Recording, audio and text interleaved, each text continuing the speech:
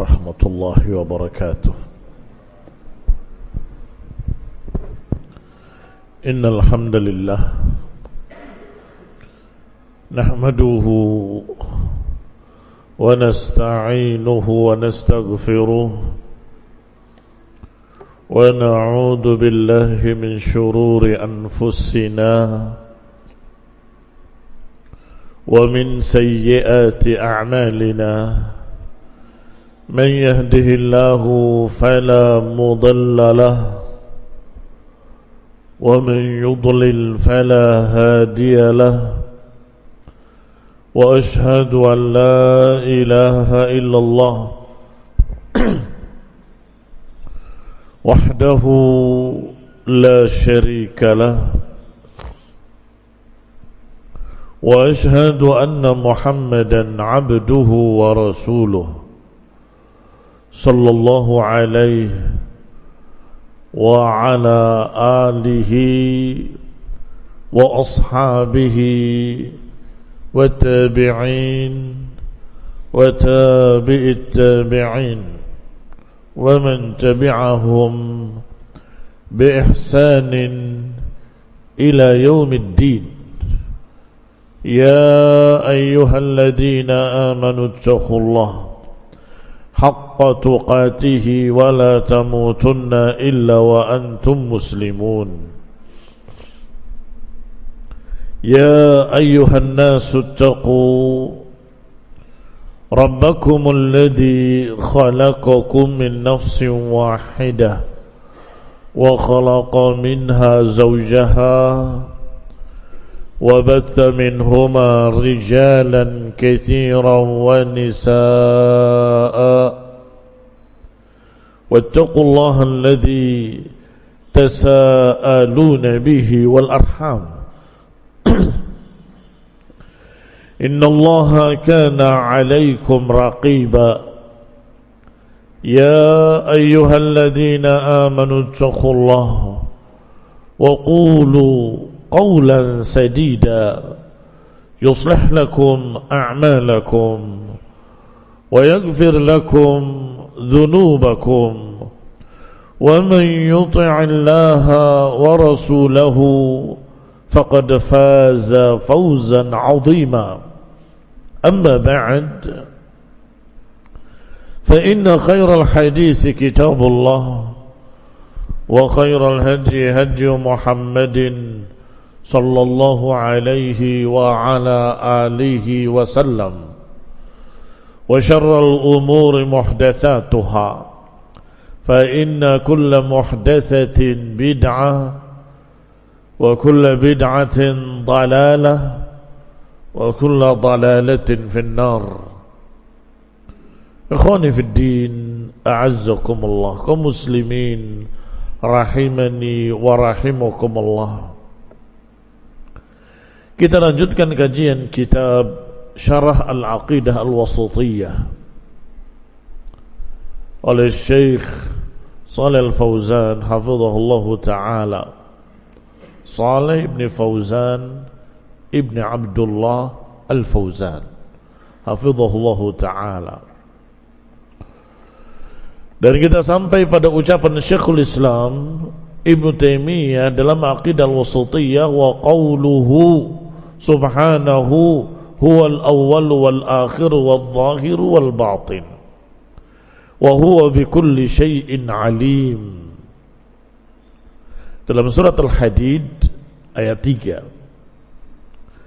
dialah yang awal, dialah yang akhir, dialah yang zahir, dialah yang batin, dan dia atas segala sesuatu maha mengetahui.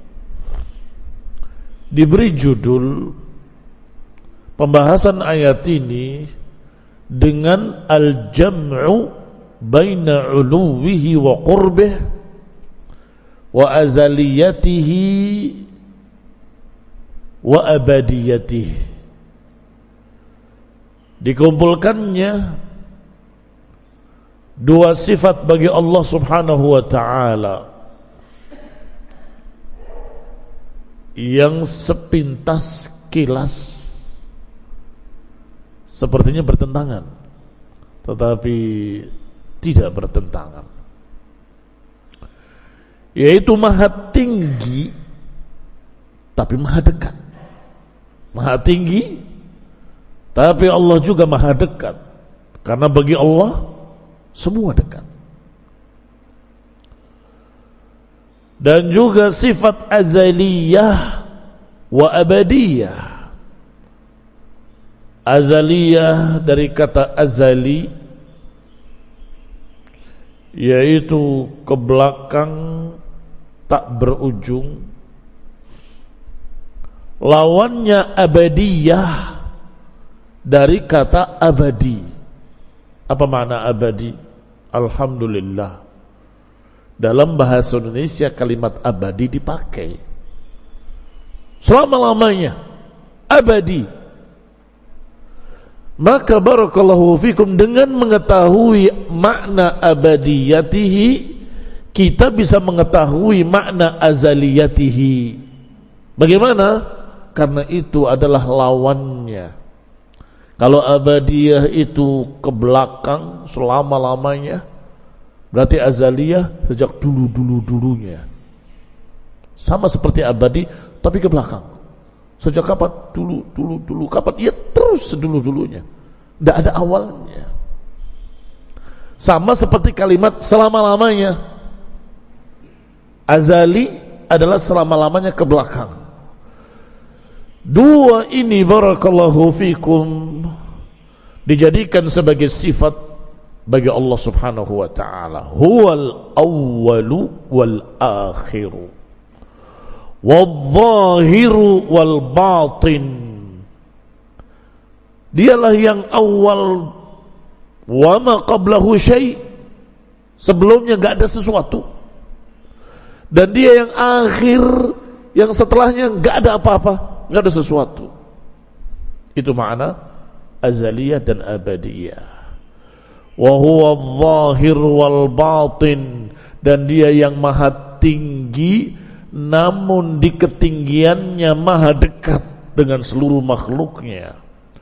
Dengan kedekatan terhadap seluruh makhluknya dia maha tinggi. Kalau pada makhluk, pada benda tidak bisa. Kalau di atas tidak di bawah. Kalau jauh tidak dekat, dekat tidak jauh. Kalau makhluk. Tetapi bagi Allah, dia maha tinggi di atas seluruh makhluknya. Tapi bagi Allah semua dekat. Bagi Allah semua dekat. Karena kedekatan itu relatif, tergantung bagi siapa. Maka bagi Allah tidak ada yang jauh, semuanya dekat. Antara makhluk dengan makhluk saja akan berbeda. Kalau kita mengatakan para orang tua ke jalan raya itu dekat, tapi anak kita yang masih kecil, main kemana kamu ke jalan raya? Jauh sekali. Bagi dia jauh. Ya. Kaitannya dengan apa? Dengan kemampuan, dengan kekuasaan, dengan kebesaran, dengan, iya kan? Sedangkan Allah maha kuasa, maha mampu, maha besar, maka bagi Allah semua dekat. Huwal awwal wal akhir wal zahir wal batin wa huwa bikulli syai'in alim. Berkata Syekh Shalal Fauzan hafizahullahu ta'ala, ucapan huwal awwal wal akhir, hadhihi al-ayatul karimah qad fassaraha an-nabi. Ayat yang mulia ini telah ditafsirkan oleh Nabi sallallahu alaihi wa ala alihi wasallam dalam hadis yang diriwayatkan oleh Muslim fi sahihih, bahwa Nabi sallallahu alaihi wa ala alihi wasallam bersabda, Allahumma antal awwal falaysa qablaka syai' wa antal akhir falaysa ba'daka syai' wa antal zahir falaysa fawqaka syai' wa antal batin falaysa dunaka syai'. Ya Allah, Engkaulah yang maha awal, tidak ada sebelumnya segala sesuatu, dan Engkaulah yang akhir, tidak ada setelahmu sesuatu apapun. Wa anta dhahir, Engkaulah yang zahir, maknanya tidak ada di atasmu sesuatu apapun. Wa antal batin falaysa dunaka syai', dan Engkaulah al-batin yang enggak ada di bawahmu sesuatu apapun. Ikhwan fillah a'azzakumullah.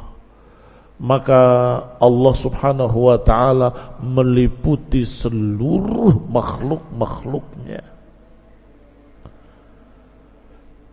Faqad fassara an-nabiy sallallahu alaihi wa ala alihi wasallam hadhihi al-asma'a al-arba'a bihadha at-tafsir al-mukhtasar. Maka dalam hadis ini Nabi menafsirkan sallallahu alaihi wa ala alihi wasallam 4 nama dari nama-nama Allah dengan tafsir yang ringkas tapi jelas. Bihadha at-tafsir al-mukhtasar al-wadih, ringkas tapi jelas. Wa fi hadhihi al-asma' al-mubarakah ihatatuhu subhanahu min kulli wajhin. Sifat-sifat yang 4 ini menunjukkan bahwa Allah subhanahu wa ta'ala memiliki liputan atau meliputi dari segala sisinya.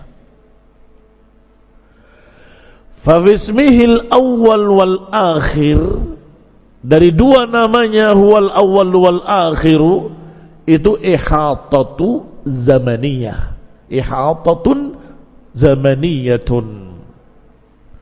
Sedangkan pada ismihi dhahir wal batin, pada 2 nama zahir dan batin, ihatatuhu al makaniyah, liputan Allah dari sisi tempat, dari sisi waktu dan dari sisi tempat. Waktu dalam bahasa Arab zaman, tempat dalam bahasa Arab makan, zamaniyah dan makaniyah. Allah meliputi waktu dari dulunya sampai abadi selama-lamanya. Allah meliputinya karena Dia al-awwal wal akhir. Taib, itu zamaniyah. Taib, tempat, dan Dia dikatakan oleh Allah Subhanahu wa taala atas dirinya wadh-dhahir wal batin, zahir dan batin. Allah Maha tinggi tapi meliputi seluruh makhluk-makhluknya. Digambarkan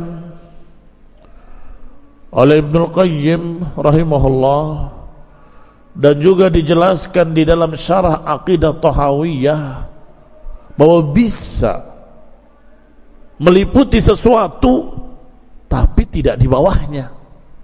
Bisa. Jangan dikira kalau meliputi itu berarti di atasnya, di bawahnya, di sampingnya, di kanannya dan sebagainya. Tidak mesti. Dipahami oleh sebagian orang bahwa meliputi itu harus ini sesuatu, ini meliputi. Begitu. Jadi dari segala sisinya dia meliputi. Kata Ibnul Qayyim, tidak mesti. Siapa bilang kalau meliputi itu seperti itu? Tidak. Tetapi satu titik yang sangat kecilnya di bawah benda yang sekian besarnya meliputi apa enggak meliputi? Meliputi, walaupun dia di atasnya. Tapi karena titik tadi sangat kecilnya, maka benda yang besar tadi meliputi dia di atasnya. Sehingga ketika kita berbicara tentang Allah yang maha besar, maka enggak bisa dibandingkan dengan makhluk apapun. Jangan kita bicara bumi, kita bicara alam semesta ini seluruhnya dengan langit-langitnya, dibandingkan dengan arsy saja, belum dibandingkan dengan Allah. Dengan arsy saja, itu 7 lapis langit itu seperti 7 cincin yang ditebarkan di padang pasir. 7 cincin kecil. Sedangkan padang pasirnya itu arasnya, apalagi Allah subhanahu wa ta'ala. Sehingga barakallahu fikum, kalau tadi hamparan besar ini di bawahnya ada satu titik kecil, itu masih belum bisa membandingkan besarnya Allah dengan kecil-kecilnya makhluk ini. Bisa dipaham.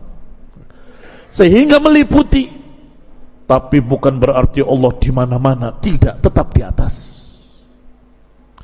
Allah meliputi seluruh makhluknya, dan makhluknya semuanya dekat bagi Allah Subhanahu wa ta'ala. Tetapi Allah tetap maha tinggi di atas. Sehingga 4 sifat ini Allah jelaskan beriringan dua-dua. Maha tinggi dan maha dekat, maha tinggi dan maha meliputi. Dan juga 2 sifat Allah iringkan bersama. Dia yang paling awal dan dia yang paling akhir. Yang paling awal, yang sebelumnya enggak ada apapun, dan paling akhir, yang setelahnya enggak ada apapun. Berarti Allah meliputi seluruh waktu, dan Allah meliputi seluruh tempat. Kaum muslimin rahimani wa rahimakumullah. Itulah yang dimaksud dengan ihatatun zamaniyah dan ihatatun makaniyah. Qala al-Imam Ibn al-Qayyim rahimahullahu ta'ala, fahadhihi al-asma'ul arba'ah mutaqabilatun. 4 nama ini saling berhadapan. Ismani li azaliyatihi wa abadiyatihi subhanah. 2 nama untuk mensifati azaliyahnya Allah dan abadiyahnya Allah, yang maha abadi selama-lamanya dan sejak dulu-dulunya. Wasmani, dan 2 nama lagi tentang uluwihi wa qurbih, kata Ibnu Qayyim. 2 nama lagi, zahir wal batin, adalah yang menunjukkan ketinggiannya dan kedekatannya. Ketinggiannya dan kedekatannya. Allah maha tinggi tapi maha dekat. Kalau manusia mengatakan tinggi di atas, berarti jauh. Ya karena kamu lemah pandangannya, lemah pendengarannya, lemah penglihatannya, lemah kemampuannya, lemah jangkauannya, semuanya lemah. Sehingga jangankan langit, yang di atap masjid ini saja jauh sekali, nggak nyampe kita. Ya. Wah, tinggi, iya kan? Tetapi karena Allah maha melihat, maha mendengar, maha mengetahui, dan Allah maha besar, maka semuanya bagi Allah sangat-sangat dekat, sangat-sangat dekat. Maka diiringkan oleh Allah dua, azaliyah dan abadiyah, zahir wal batin. Yang kedua, uluwihi wa qurbih, tingginya dan dekatnya, dengan kalimat zahir wal batin. Fa awaliyatuhu subhanahu wa ta'ala sabiqatun ala kulli awaliyati kulli ma siwah. Maka awaliyahnya Allah subhanahu wa ta'ala adalah awaliyah yang tidak ada sebelumnya sesuatu apapun, lebih dari awalnya segala sesuatu. Sebelum ada ini, ada ini. Sebelum ada ini, ada ini. Sebelum ada ini, ada itu. Sebelum ada langit dan bumi, ada apa? Maka sampai terakhir, sebelum segala sesuatu, Allah sudah ada. Itu maknanya huwal awwalu. Huwal awwalu.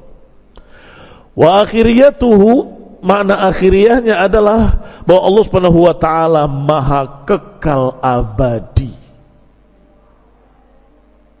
Yakni ba'da akhiriyati kulli ma siwah, setelah tidak ada manusia ini, setelah tidak ada bumi ini, setelah tidak ada langit ini, setelah tidak ada apapun, Allah tetap ada. Sehingga dikatakan akhiriyahnya sabitatun, setelah akhiriyah apapun. Fa awaliyatuhu sabquhu likulli syai', maka awaliyahnya Allah adalah yang mendahului segala sesuatu, dan akhiriyahnya Allah Subhanahu wa taala adalah kekekalannya setelah segala sesuatu. Perhatikan baik-baik kalimat per kalimat. Awaliyahnya Allah Subhanahu wa ta'ala adalah lebih dulu dari segala sesuatu. Akhiriyahnya Allah Subhanahu wa ta'ala adalah kekal setelah segala sesuatu. Wa dhahiriyatuhu, sifat zahirnya adalah fauqiyatuhu, ketinggiannya maha tinggi di atas seluruh makhluknya. Wa makna dhuhur yaqtadil ulu, makna zahir adalah tinggi. Wa zahiru syai' ma'ala minhu, zahirnya segala sesuatu adalah di atasnya. Wa butunuhu subhanahu wa ta'ala ihatatuh, sedangkan makna batinnya adalah liputan Allah subhanahu wa ta'ala, meliputi segala sesuatu. Bihaitsu yakunu aqrab ilaih, di mana maknanya semua dekat bagi Allah subhanahu wa ta'ala min nafsih. Wa hadha qurbul ihatatil ammah, dan ini adalah kedekatan dan liputan Allah secara umum. Ikhwan fillah, azakumullah. Mengapa ada kalimat secara umum? Karena ada makna dekat yang khusus. Kalau umum itu semua makhluk bagi Allah dekat. Baik. Tetapi yang khusus maknanya adalah ada hamba-hambanya yang Allah dekatkan pada dirinya. Berarti orang itu dimuliakan, ditinggikan, didekatkan. Ada yang sebaliknya, Allah usir dia, Allah jauhkan dia.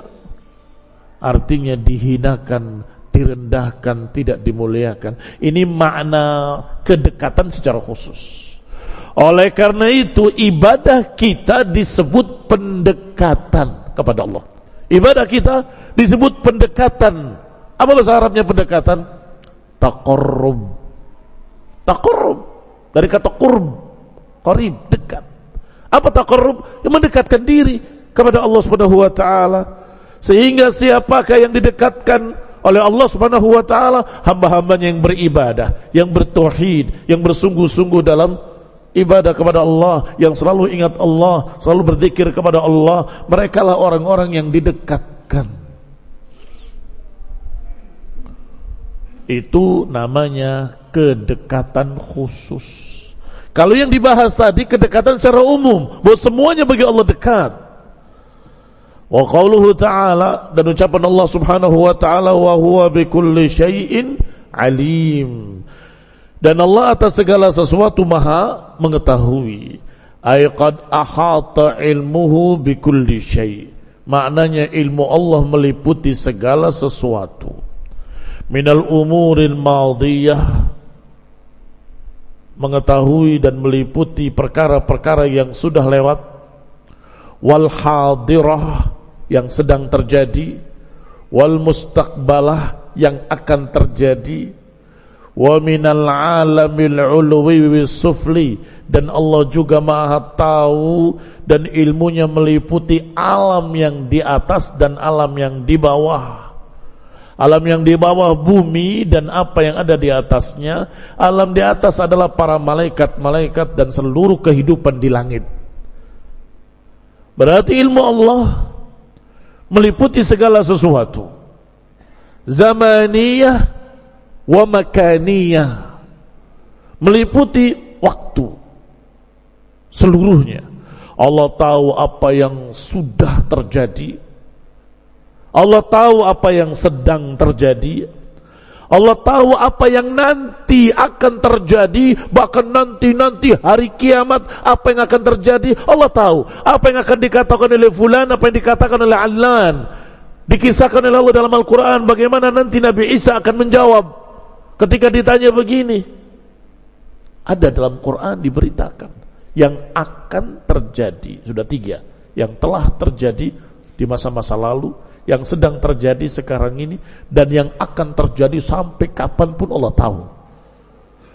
Yang keempat, yang tidak terjadi, bagaimana kalau terjadi, Allah juga tahu.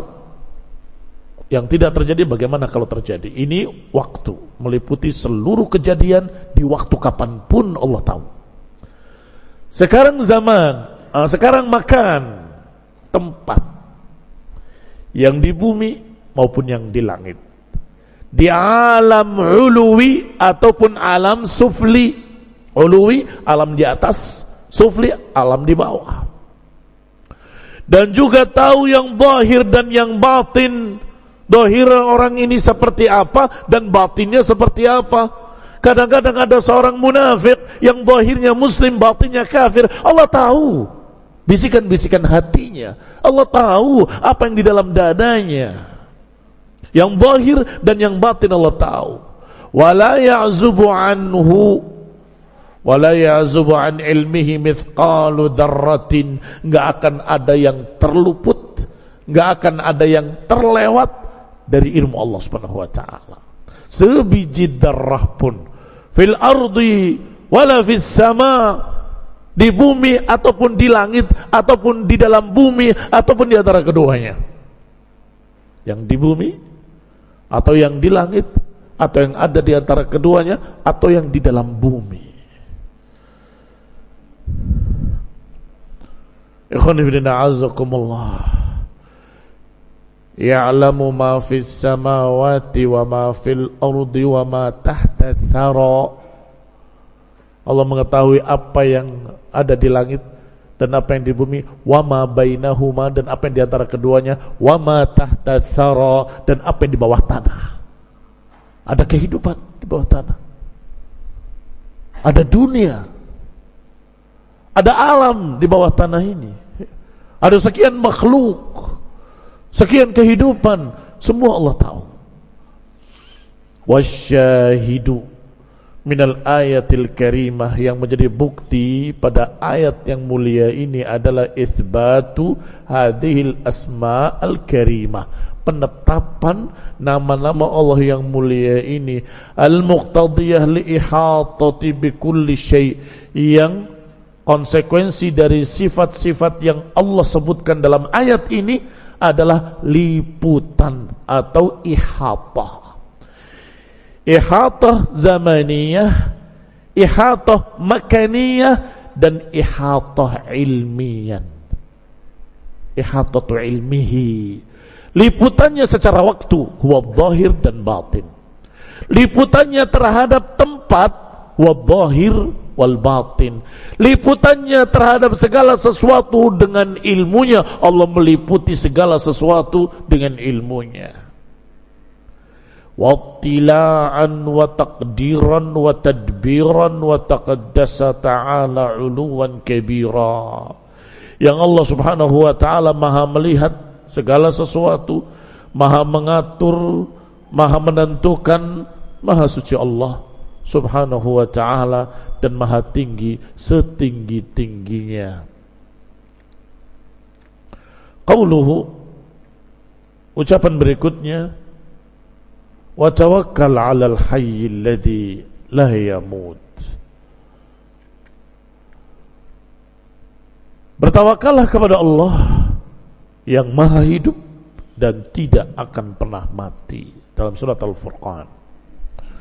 Wa qauluhu, dan ucapannya, wa huwal hakimul khabir, dan dia maha memiliki hikmah dan maha mengetahui. Disebutkan dalam syarahnya oleh Syekh Shalal Al-Fauzan, wa tawakkal 'alal hayyil ladzi la yamut abada. Bertawakallah kepada Allah yang maha hidup abadan, selama-lamanya. Tadi sudah sebutkan bahwa Allah Subhanahu wa taala huwal awwalu wal akhir. Maknanya akan terus menerus, kekal, abadi, tak akan pernah mati. Ini berbedanya dengan kehidupan makhluk. Jangan mengatakan seperti ucapan Jahmiyah. Kata Jahm bin Safwan dan pengikut-pengikutnya, Allah tidak hidup. Karena kalau hidup nanti kayak makhluk. Ya kalau gitu mati, Allah juga tidak mati. Kalau mati kelemahan. Bagaimana kira-kira? Apa enggak?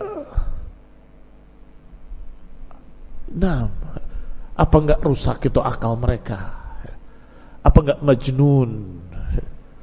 Sebab ada dua, kalau enggak hidup ya mati. Kalau enggak mati ya hidup. Bagaimana mungkin Allah tidak mati dan tidak hidup? Allah tidak bisa disifati dengan kehidupan, tidak bisa pula dengan kematian. Alasannya karena supaya tidak sama dengan makhluk. Makhluk kan hidup, masa Allah juga hidup? Sama dong. Ya beda, jauh berbeda. Di antara perbedaannya adalah bahwa Allah Maha Hidup yang tidak pernah akan mati, berbeda dengan makhluk yang kehidupannya sementara dan pasti akan mati, cepat ataupun lambat. Ada makhluk yang hidup di siang hari, malam mati. Ada kan? Kalau nggak salah lalat, hidup sehari saja terus mati. Ada yang hidupnya seminggu terus mati. Sebelum seminggu sudah melahirkan jutaan turunannya. Habis itu begitu mati sudah ada pelanjutnya. Sehingga kayaknya ada terus sepanjang masa.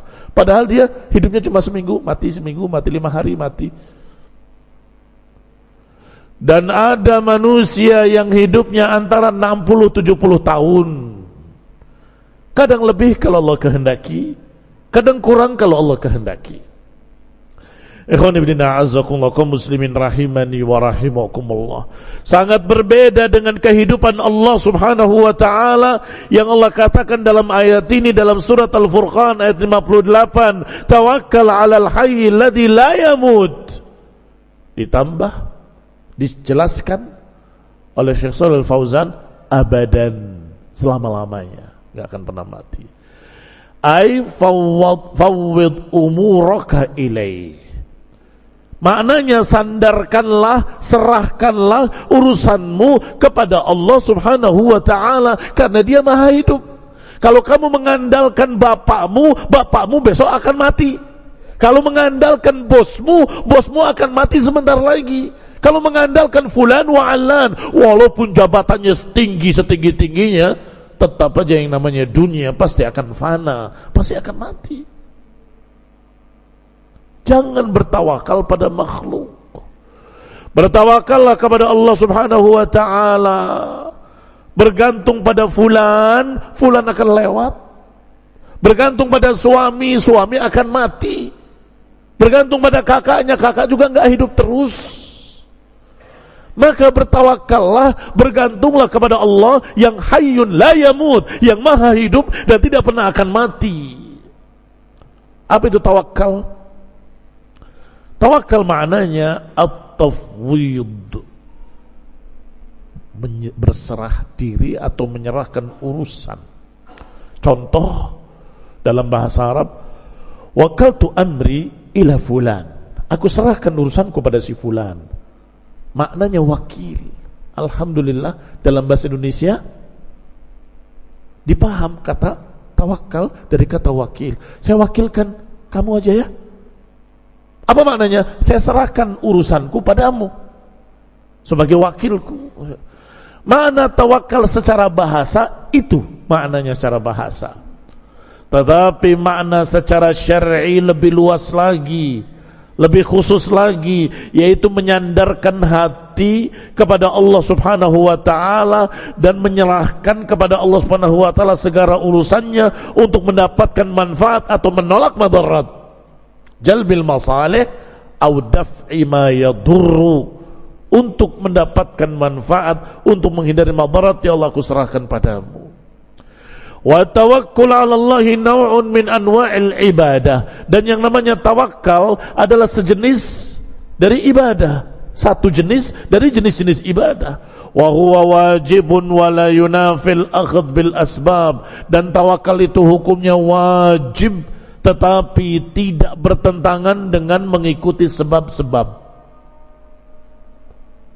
Tidak bertentangan dengan mengikuti sebab-sebab, tidak bertentangan dengan usaha. Usaha tetap, tawakal tetap. Usaha kemudian tawakal pada Allah Taala. Bal yattafiq ma'hu tamaman. Bahkan tawakal dengan usaha itu sangat klop. Bahkan kalau tidak usaha namanya bukan tawakal. Namanya tawakul. Tawakul itu apa bahasa Indonesianya? Ya. Pacare, ya, pacarengko. Pasrah, nggak mau urusan. Itu bukan tawakal. Usaha, kemudian ya Allah, Engkau yang menentukan. Itu baru tawakal. Sehingga seorang badui tanya, ya Rasulullah, apakah aku ikat kudaku atau biarkan saja tawakal? Kata Nabi, iqilha wa tawakkal. Ikat dulu, tawakal. Usaha dulu, terus tawakal. Kita akan lanjutkan insyaallah pada pertemuan yang akan datang biidznillah ta'ala.